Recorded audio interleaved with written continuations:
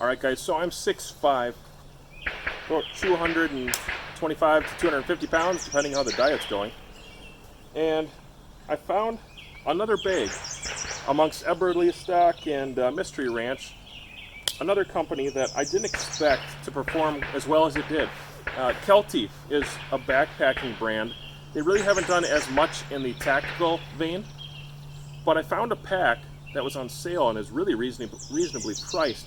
Had a higher volume count, which was good for backpacking for me for trips in the winter because I needed a little more space than my last Eberlestock did.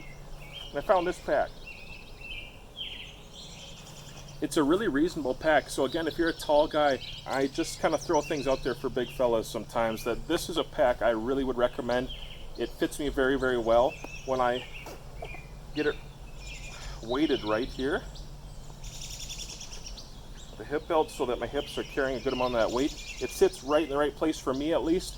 It does have a little bit of molly on one side, and you can carry a pistol on the other or on the belt itself right here, which is really great. A tech lock would probably work best with this. The chest strap actually fits in the right place, or at least you can maneuver it to the right place. Sometimes with tall guys that can be kind of a problem, especially if you're wearing a chest rig of some sort.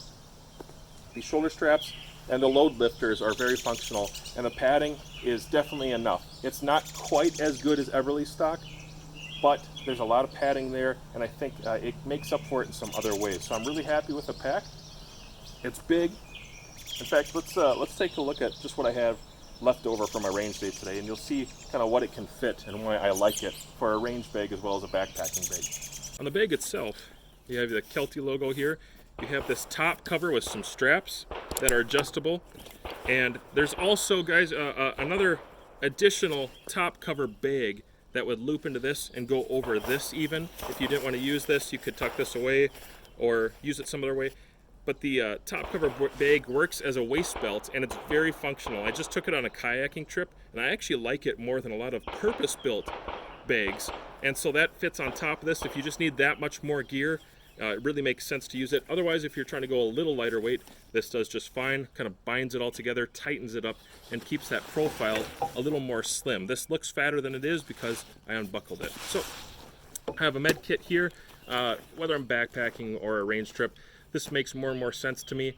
Just in case there was an accident, I don't think I'm actually going to get in a gunfight, but just in case there's an accident, this makes a lot of sense. So I attached that on there. There's some molly in the first pouch. It's kind of an administrative pouch. It's a fold out. So I have a leftover AR magazine in there. There's some soft, it's kind of a felty material. I think that would work with Velcro well enough. It's actually a pocket. And inside that pocket, you could put your keys or sunglasses or something that you didn't want to get smashed. And this would probably protect it pretty well up here. I think that's what it's built for. Then down inside, you have a pretty generous sized pocket, actually with drainage, by the way. There is drainage, if you can see that down at the bottom. Some people like it, some people don't. I spray most of my bags with, like permethrin or something like that, because ticks do crawl up inside those holes. And you could definitely water spray all this, but this bag comes with a rain fly that actually is in the bottom. Down here underneath this molly, there's a rain fly in here that covers the whole entirety of the bag. It's a really good rain fly. In the administrative pouch here, there's a couple of your usual kind of pouches you would expect to find. I'm not going to go into it too deep, but it's a good one. I like the length of it, I like the style of it, and the fact that it folds out nicely. It's been very functional. All right, then you have on the top a necker so that pulls it in, bottles it up a little tighter if you need to. There's another one for the general opening up here. So this has two ways to access the pack, and this one is good for bigger items, like if you're going to pull a 10.5-inch AR out of your backpack. This fits in there really, really well. It's not even awkward, and shorter ARs would be easy, or little carbines or something like that. Broken down rifle, I fit my broken down 18-inch AR in here perfectly with an AK, by the way. Those two rifles fit in here. My AK folds, but this rifle has the volume and the height, and it doesn't get all puffy and stick out too far. It carries the weight very well, by the way.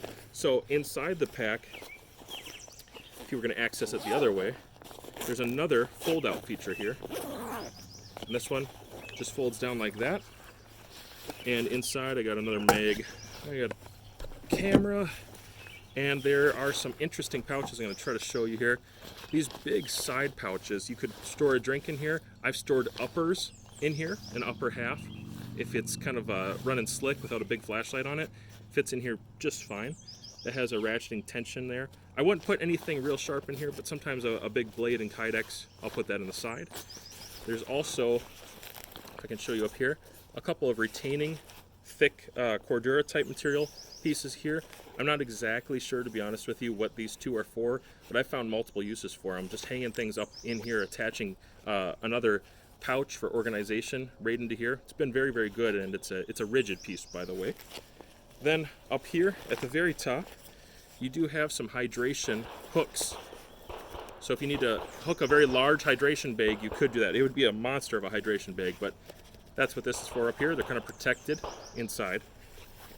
Another one of those big pouches right there, pretty large, would definitely fit any Nalgene I've ever seen. Then on the flip side,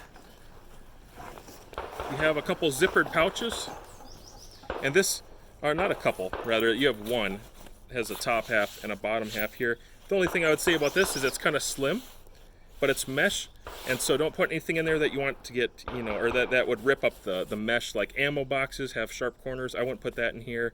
A lot of gear with hooks or edges on it, I wouldn't put that in here, but this is good for fabric or cloth, something soft, maybe magazines perhaps, but it just keeps it upright and organized so that when the whole bag goes together, you don't have everything in one big pouch. You have it organized and separated, and that's why I love this bag. I can fit 2 rifles in there. I probably could have fit 2 rifles in my Eberlestock, maxing it out, but I would have had a little bit of a height issue, and this one is just really nice and tall. I mean, look how big the height is. For a tall guy who likes to haul rifles around, this is exactly what I needed. That hip belt, if you can see that there, I'll get this out of the way.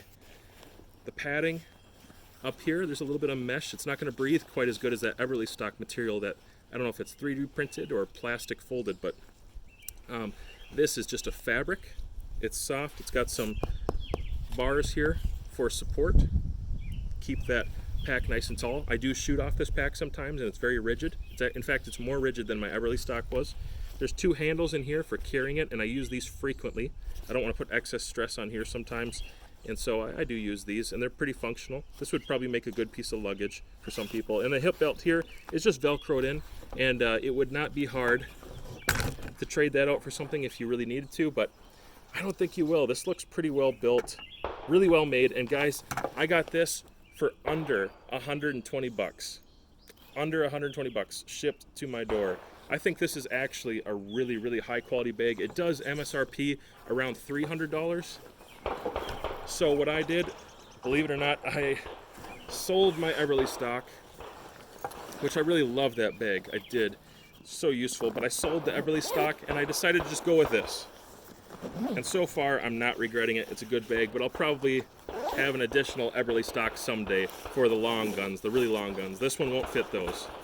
So not intended to be a review, maybe 6 months in a year, something like that, when I've actually used it relatively hard. Then I'll come back and check the wear points. I'll tell you more about it. But so far, I just thought I'd throw it out there that it's at least worth a risk at the price point. I think it's a pretty good bag. It's not going to do everything. It's not going to carry a big, long rifle the way that my Eberlestock did.